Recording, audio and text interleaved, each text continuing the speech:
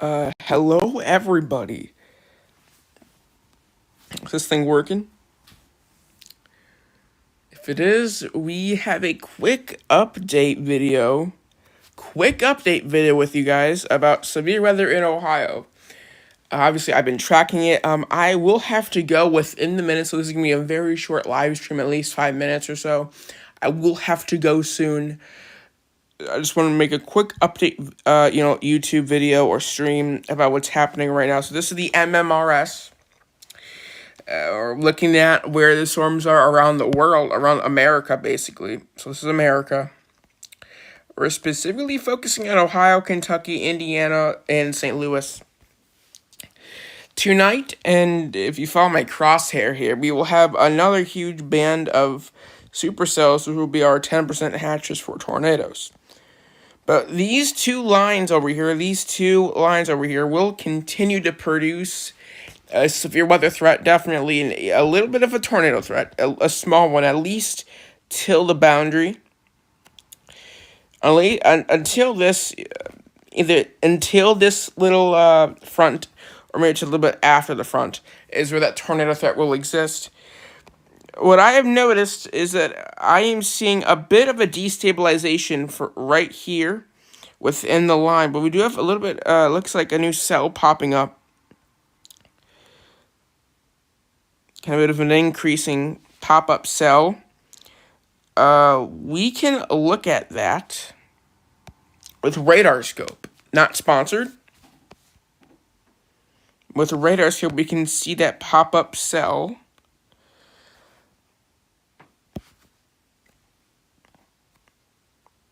Maybe. Here's a cell. It's going a bit towards over here.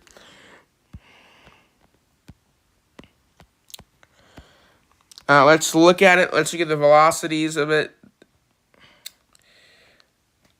We have some, actually, we do have a little bit of some broader rotation with that. Very broad. Let's look at the relative, not a lot, but it's broad. It's mostly, once again, going to be wind dominant, but it's very broad. But once again, this, for both of these lines, severe weather risk is going to exist at least until here. We still may see some, severe weather over here. I think we will, but it's mostly going to be thunderstorms. The tornado risk is going to be very low. One more thing I do want to say before I go here is that when this line, specifically this line, goes up, it may produce little cells over here. And these cells will have technically a bit of a higher risk. Because once again, if we look at our current parameters right now, we're talking about good enough severe weather until over here. So supercellular production over here will have an elevated risk for all. We'll have a risk. We'll have not an elevated, but it will have a good risk for every single parameter, mostly wind and hail. But it will have a bit more of a tornado risk than the line will. But here's the thing. This line, when these storms pop up, they're going to be generally starting to move faster and faster. But since these just popped up, let's say 20 minutes ago, 15 minutes ago, this line is going to be moving way more faster, which is going to produce that, that damaging wind threat. These supercells will be overtaken as they grow. But right now, we still have just a little bit more until they get overtaken. That's why we can see these are supercells because we can see just very broad signatures of very, very, very, very, very broad rotation. Not even very broad rotation with them. So they are supercells.